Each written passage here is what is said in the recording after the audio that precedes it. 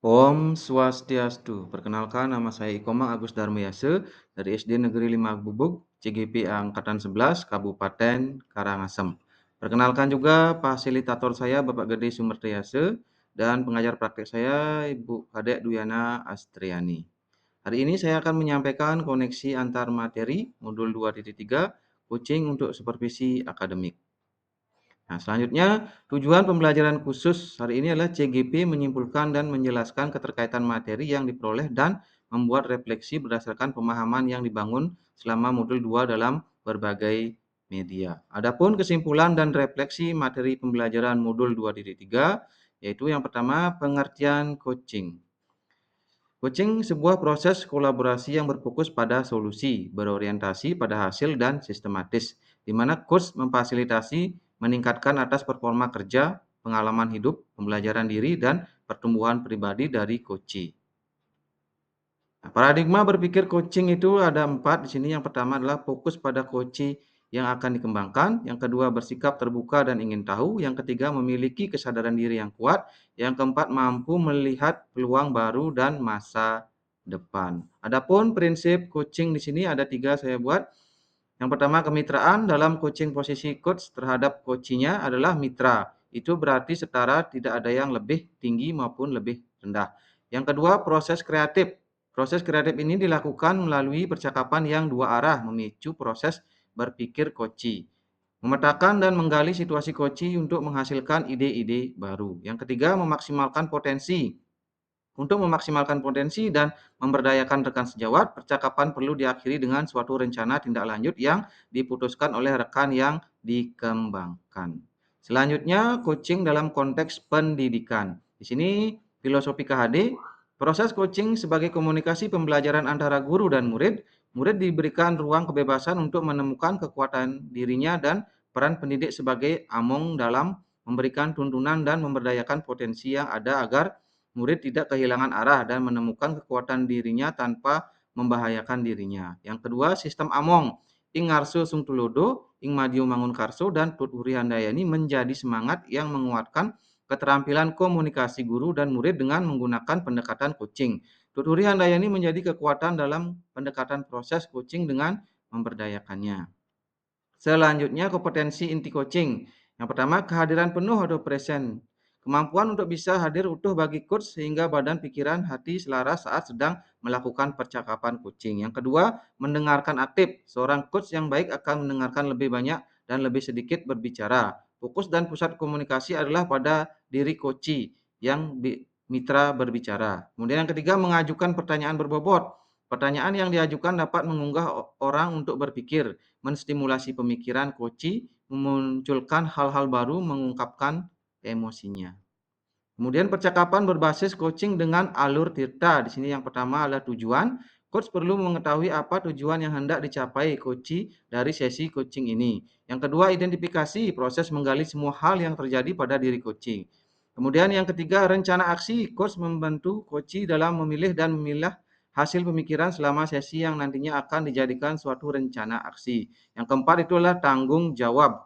Komitmen coachee dalam membuat sebuah rencana aksi dan menjalankannya. Selanjutnya, supervisi akademik dengan paradigma berpikir coaching. Di sini supervisi akademik perlu dimaknai secara positif sebagai kegiatan berkelanjutan yang meningkatkan kompetensi guru sebagai pemimpin pembelajaran dalam mencapai tujuan pembelajaran, yakni pembelajaran yang berpihak kepada murid. Ya, selanjutnya beberapa prinsip supervisi akademik dengan paradigma berpikir coaching meliputi kemitraan, konstruktif, terencana, reflektif, objektif, berkesinambungan, dan komprehensif. Kemudian siklus dalam supervisi akademik pada umumnya meliputi 3 tahapan yaitu pra-observasi, observasi, dan pasca-observasi. Selanjutnya pengalaman reflektif terkait pengalaman belajar. Di sini yang pertama emosi yang dirasakan adalah cemas. Sebelum mengetahui isi materi dalam modul ini saya sedikit cemas karena khawatir tidak mampu dalam memahami dan mengaplikasikannya. Kemudian yang selanjutnya tertarik. Setelah mempelajari dan eksplorasi konsep saya mulai tertarik mendalami isi dari modul ini. Kemudian gembira. Saya merasa gembira saat mampu mempraktekkan teknik coaching bersama rekan CGP dalam ruang kolaborasi dan demonstrasi kontekstual. Optimis, saya optimis dapat mengaplikasikannya di tempat sekolah saya mengajar. Kemudian pengalaman yang kedua itu yang sudah baik dan perlu diperbaiki, mendapatkan pemahaman materi coaching dan sudah dipraktekkan. Kemudian yang perlu diperbaiki terkait dengan kompetensi menjadi coach yang baik terutama untuk mengajukan pertanyaan berbobot kepada coach. Implikasi terhadap kompetensi diri, menambah dan mengoptimalkan kekuatan diri sebagai seorang pendidik dan juga orang tua yang dapat menjadi seorang coach bagi orang-orang di sekitarnya. Selanjutnya kesimpulan dan refleksi, analisis untuk implementasi dalam konteks CGP. Analisis terkait modul 2.3 di sini, bagaimana penerapan coaching untuk supervisi akademik. Melalui supervisi akademik, kegiatan pemberdayaan dan pengembangan kompetensi diri dalam rangka peningkatan performa mengajar dan mencapai tujuan pembelajaran.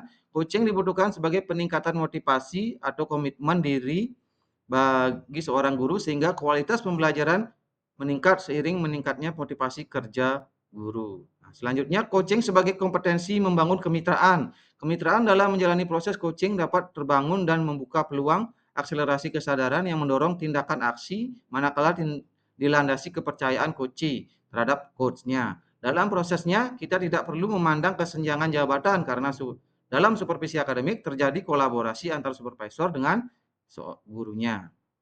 Kemudian apa tantangan implementasi coaching di sekolah? Seringkali supervisi akademik dilihat sebagai proses yang bersifat satu arah, apalagi jika supervisi akademik ini hanya terjadi 1 tahun sekali menjelang akhir tahun pelajaran. Supervisi menjadi sebuah tagihan atau kewajiban bagi para pemimpin sekolah dalam tanggung jawabnya mengevaluasi para tenaga pendidiknya. Kemudian bagaimana alternatif solusi bagi tantangan yang ada? Pada proses coaching, seorang coach lebih menekankan menjadi seorang pendengar aktif dengan sedikit mendominasi pembicaraan. Seorang coach hanya melemparkan pertanyaan yang merangsang ide melalui jawaban melalui seorang coach. Dibutuhkan sebuah keterampilan komunikasi yang lebih untuk melakukan coaching. Nah, selanjutnya kesimpulan dan refleksi dari koneksi antar materi.